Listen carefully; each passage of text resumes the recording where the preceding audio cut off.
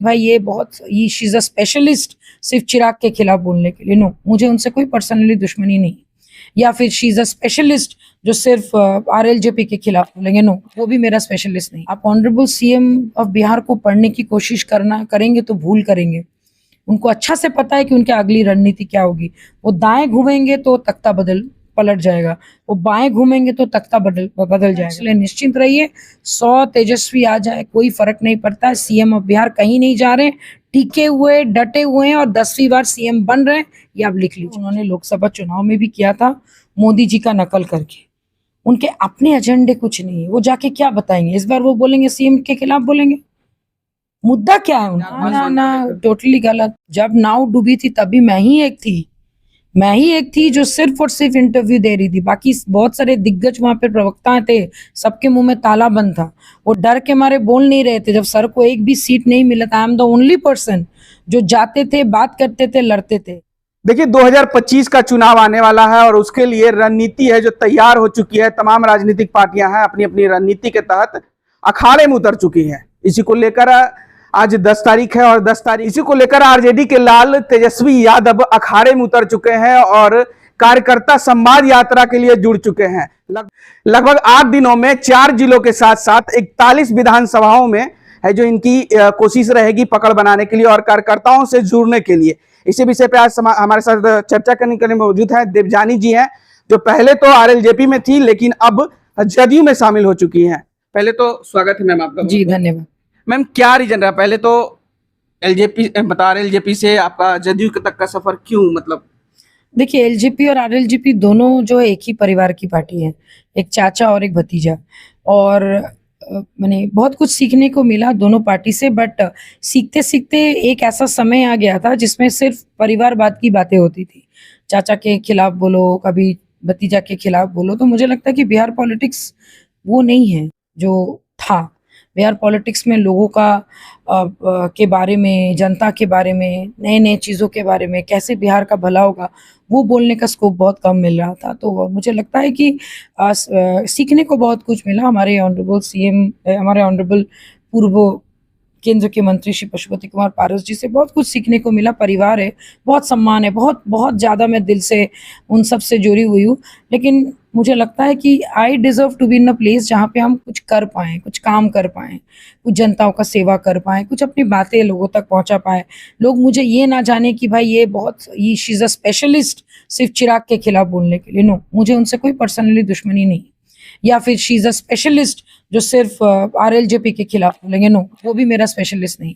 Ma'am कुछ लोगों का कमेंट भी ऐसा आता है कि जब आरएलजेपी का नाव डूब रहा था उस समय किनारा देख के आप मतलब जदयू में चढ़ गए और वहीं चिराग ना पासवान ना, टोटली गलत। जब नाव डूबी थी तभी मैं ही एक थी जो सिर्फ और सिर्फ इंटरव्यू दे रही थी। बाकी बहुत सारे दिग्गज वहां पे प्रवक्ता थे, सबके मुंह में ताला बंद था। वो डर के मारे बोल नहीं रहे थे। जब सर को एक भी सीट नहीं मिला था, I am the only person जो जाते थे, बात करते थे, लड़ते थे। वो लोग डर के मारे नहीं बोलते थे कि कहीं कोई और पार्टी में जाए तो वहां अगर किसी के खिलाफ बोले तो वो उस पार्टी से नहीं ले। मैंने अपने पूर्ण 100% दे के मैंने अपना धर्म निभाया। जब तक मैं थी तब तक मैंने मंत्री जी का साथ दिया और आज भी मैं उनसे बहुत ज़्यादा मैं रिस्पेक्ट करती हूँ, क्योंकि एक 48 ईयर्स एक्सपीरियंस आदमी जो भी इतने अच्छे दिल के, इतने सुलझे हुए इंसान मैंने आज तक पॉलिटिक्स में नहीं देखा। बहुत अच्छे इंसान है वो, इसलिए उनको छोड़ते वक्त मुझे दुख हुआ। लेकिन कभी कभी अपने मैंने भलाई के लिए आगे को सोचकर मुझे जाना पड़ा, क्योंकि वो अच्छे हैं। उनके आसपास के कुछ चमचों के वजह देखिए ना, उनका कैसे उनको जबरदस्ती करके उनको रेजिग्नेशन दिलवाया गया। नहीं देते वो, कम से कम वो एंड तक तो रहते। वो मेरे को बहुत दुख पहुंचा था। फिर मैंने उनका मायूस चेहरा मुझे आज भी याद है और मैं उस वक्त इसलिए उनका साथ दी कि मुझे लगा कि अब अगर मैं अभी मुझे उनका साथ देना चाहिए। मैंने तब छोड़ा जब ऑलरेडी विधानसभा चुनाव करीब था। सर ऑलरेडी अपना मीडिया में अपना बोलना शुरू कर दिए थे कि मैं 243 के सीट पे मैं लड़ूंगा, अपने विधानसभा चुनाव में 200 के 200 सीट पे मैं लड़ूंगा, बहुत सारी चीजें। तो मुझे लगा now I have to move. और कहीं ना कहीं मैं शुरू से ही इंस्पायर्ड हूँ सीएम ऑफ बिहार से, क्योंकि आधी आबादी के लिए जितना ऑनरेबल सीएम ऑफ बिहार ने किया है शायद ही कोई किसने किया है। बहुत। तो अब आते हैं टॉपिक में मैम।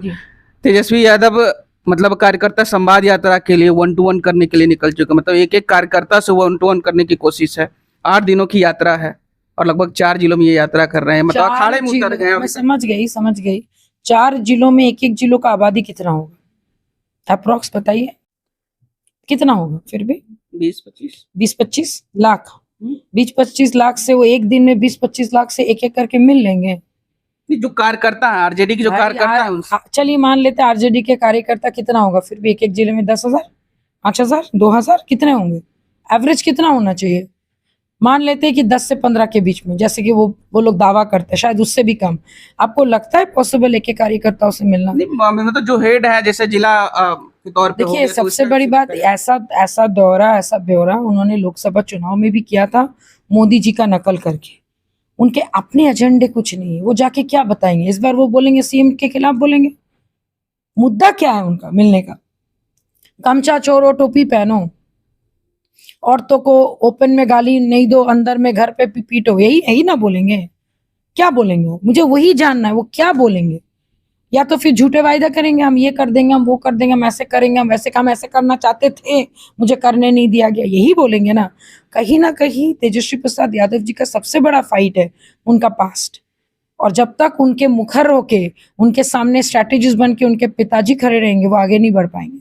उनको अपना छवि बदलने के लिए उनको बहुत सारी चीजों का बदलाव करना पड़ेगा जो 2050 तक संभव नहीं है। तो वो तो बदलाव देखने को मिल रहा है मैम, जहां लालू प्रसाद यादव मतलब कमान दे चुके हैं आरजेडी का, मतलब तेजस्वी यादव को, और वही जहां MY समीकरण लालू यादव के समय चलता था अब A to Z समीकरण चलता है और उसी को साधने के लिए निकले। 2020 में भी रिजल्ट अच्छा रहा, सबसे बड़ी पार्टी मतलब उभर के आई। देखिए 2020 की बात तो मैं नहीं जानती, लेकिन मैं 2024 की अगर मैं बात करूँ 21वीं सदी में इस वक्त जिस ढंग से बिहार प्रगति की ओर पे चल रहा है और इस प्रगति का पूरा श्रेय मैं सीएम ऑफ बिहार को देना चाहूंगी कि उन्हीं के नेतृत्व में सारी चीजें हो रही हैं। सेंट्रल गवर्नमेंट के साथ बात करके या फिर आपके राज्य सरकार के साथ बात करने के साथ हो तो कहीं ना कहीं अभी तक जितना भी डेवलपमेंट 17 सालों से जब मैं बिहार में हूँ मैं सीएम ऑफ बिहार को ही देख रही हूँ तो मेरे लिए तो आइकॉन वही रहेंगे ना। और कोई भी महिला से आप पूछ लीजिए उनको पुराने हिस्ट्री जो उनके मम्मी के टाइम उनके दादी के टाइम था वो लोग आज भी डरते हैं। मैं बहुत ही सौभाग्यशाली हूँ कि मैं उस वक्त बिहार में नहीं रहती थी, लेकिन वो सारा छवि जो है वो आरजेडी का है। तो अब कितना भी अच्छा मैं बोलूँ कितना भी आप पॉलिश कर लीजिए वो पुराने दिन लोग कभी नहीं भूलेंगे, ये आप जान के रखिए। क्या मैम ये लगता है आपको भी कि जो 18 साल में जो बिहार का विकास होना चाहिए वो दरअसल में हुआ? क्योंकि जनता कहती है कि अगर सड़क और बिजली को छोड़ दिया जाए तो इसके सिवा विकास और कहीं दिखता नहीं है बिहार में। देखिए ऑनेस्टली बताएं 17-18 सालों में जिस ढंग से लोगों के अंदर में कपड़े पहनने की एक अद्भुत कला आई है, जिस ढंग से बड़े बड़े एंटरप्रेन्योर्स बढ़ चढ़ के काम कर रहे हैं, जिस ढंग से बिहार का विकास हुआ है, जिस ढंग से लोग 12 बजे 1 बजे तक रेस्टोरेंट पे या मूवी थिएटर से निकल रहे हैं, the credit goes to CM of Bihar. और अब क्या चाहते हैं?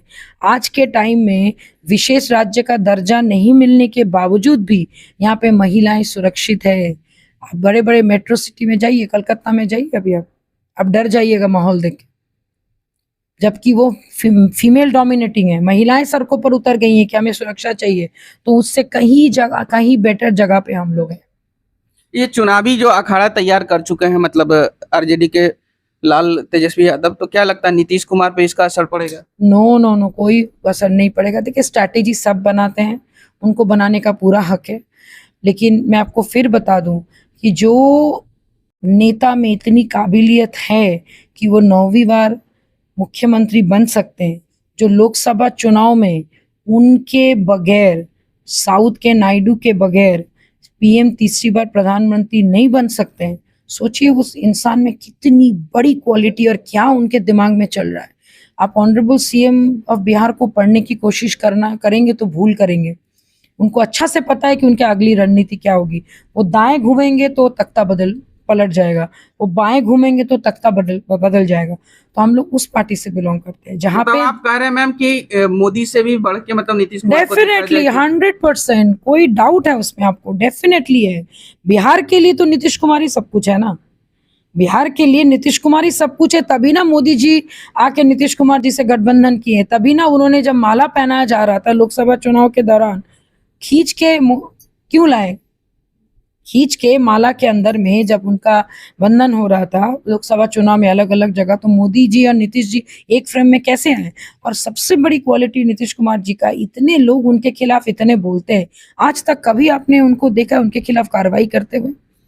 ही ओनली वॉच, वो सबके सुनेंगे, करेंगे वही जो बिहार के लिए सही होगा। इसलिए निश्चिंत रहिए, 100 तेजस्वी आ जाए कोई फर्क नहीं पड़ता है। सीएम ऑफ बिहार कहीं नहीं जा रहे, टिके हुए डटे हुए हैं और 10वीं बार सीएम बन रहे हैं, ये आप लिख लीजिए। चलिए, बहुत बहुत शुक्रिया मैम। तो देखिए, देवयानी जी को आपने सुना, इन्होंने साफ तरीके से कहा कि 100 तेजस्वी भी आ जाए तो भी नीतीश कुमार को कुछ नहीं करेंगे, वो 10वीं बार भी मुख्यमंत्री बनकर रहेंगे। फिलहाल में इस खबर का इतना ही। फिलहाल में इस खबर में इतना ही। इस वीडियो की प्रतिक्रिया आप हमें कमेंट में जरूर दीजिएगा और ऐसी तमाम खबरों से जुड़े रहने के लिए हमारे चैनल को लाइक से सब्सक्राइब कीजिएगा। बहुत बहुत शुक्रिया।